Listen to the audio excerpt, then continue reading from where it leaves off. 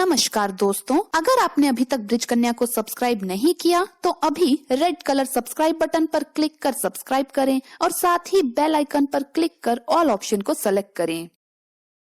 दोस्तों, अधिक मास समाप्त हो चुका है और माता जी का आगमन भी हो गया है, यानी नवरात्रे शुरू हो चुके हैं, जिसका हम सभी भक्तों को बेसब्री से इंतजार था। क्योंकि इस बार अधिक महीना आ जाने की वजह से नवरात्रे शुरू होने में 1 महीने की देरी हो गई है। हम सभी जानते हैं कि नवरात्रे वर्ष में 2 बार आती है, जिन्हें हम चैत्र और शारदीय नवरात्रे के नाम से जानते हैं। क्योंकि हिंदू मान्यता में हर त्योहार मनाने के पीछे कोई न कोई वजह या कहानी जरूर होती है, तो नवरात्रे वर्ष में 2 बार क्यों मनाए जाते हैं, इसके पीछे भी एक मनोरंजक कहानी है और ऐसी ही कहानियां हम हमारे इस चैनल पर प्रसारित करते ही रहते हैं। अभी जो नवरात्रे चल रहा है दोस्तों, वो शारदीय नवरात्रे है, जो 17 अक्टूबर से शुरू होकर 25 अक्टूबर तक रहेंगी। इन दिनों में माँ के 9 रूपों की आराधना पूरे भक्ति भाव से होगी। दोस्तों, अगर आप भी माता रानी की कृपा चाहते हैं तो कमेंट्स में जरूर लिखें जय माता दी। दोस्तों, माता रानी के लिए एक लाइक तो जरूर बनता है।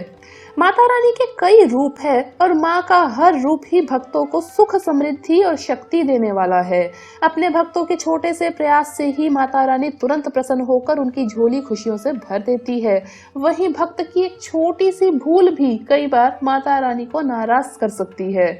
यानी कि जितनी जल्दी माता प्रसन्न होती है, उतनी ही जल्दी रुष्ट भी हो जाती है। अर्थात हम सभी को निरंतर प्रयास करते रहना चाहिए कि माँ को सदैव प्रसन्न रखें। दोस्तों, हम ये तो अच्छी तरह से जानते हैं कि नवरात्रे में हमें ऐसा क्या क्या करना चाहिए जिससे माँ हम पर प्रसन्न हो जाए और हम पर कृपा करके अपना मनचाहा फल हम प्राप्त कर सके, जो हम करते ही हैं। पर क्या आप ये जानते हैं कि हमारी किन गलतियों से माँ नाराज हो सकती है और हमें उनके क्रोध का सामना करना पड़ सकता है?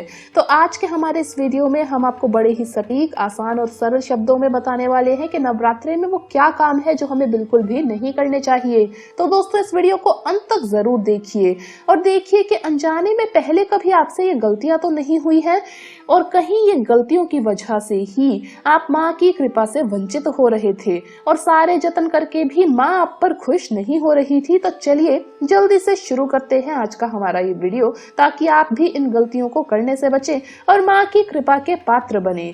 दोस्तों, सबसे पहली और महत्वपूर्ण बात तो ये है कि माँ आपको व्रत या पूजा पाठ करने पर मजबूर नहीं करती, लेकिन अगर आप कर ही रहे हैं तो अपनी संपूर्ण श्रद्धा, भक्ति और विश्वास से करें। माँ की आराधना करते समय मन में किसी भी तरह की शंका या दुर्भावना बिल्कुल भी नहीं होनी चाहिए, क्योंकि जिसके मन में शंका या दुर्भावना होती है वो मन शांत नहीं हो सकता और अशांत मन से पूजा पाठ करने में कोई भी तुक नहीं है।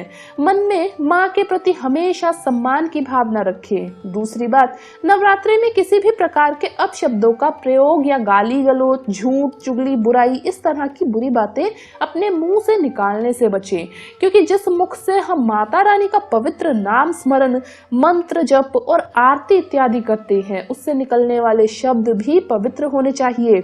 तीसरी बात, नवरात्रे में हर तरह के मांसाहार और तामसिक आहार और शराब और तंबाकू आदि के सेवन कतई भी नहीं करने चाहिए, क्योंकि इससे मनुष्य का अपने मन और मस्तिष्क पर नियंत्रण नहीं होता।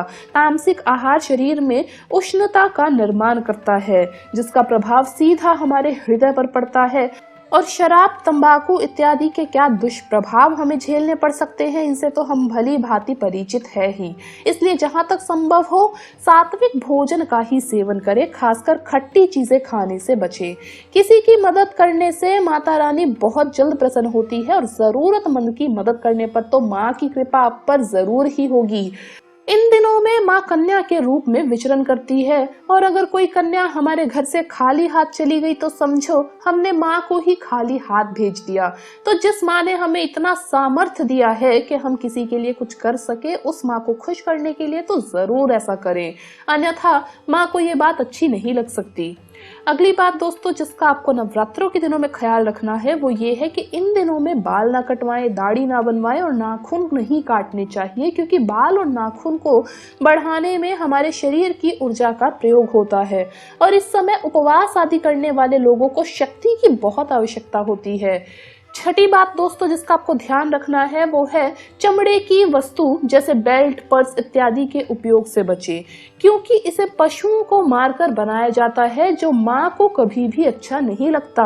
आशा करती हूँ कि आप सभी इन बातों को ध्यान में रखते हुए नवरात्रि का त्योहार मनाएंगे और ढेरों खुशियां पाएंगे। तो दोस्तों आपको ये वीडियो कैसा लगा हमें कमेंट्स में जरूर बताएं। इस वीडियो को लाइक करें, अपने दोस्तों के साथ शेयर करें और हमें सब्सक्राइब करना ना भूलें। धन्यवाद दोस्तों, आपका दिन शुभ रहे। जय माता दी।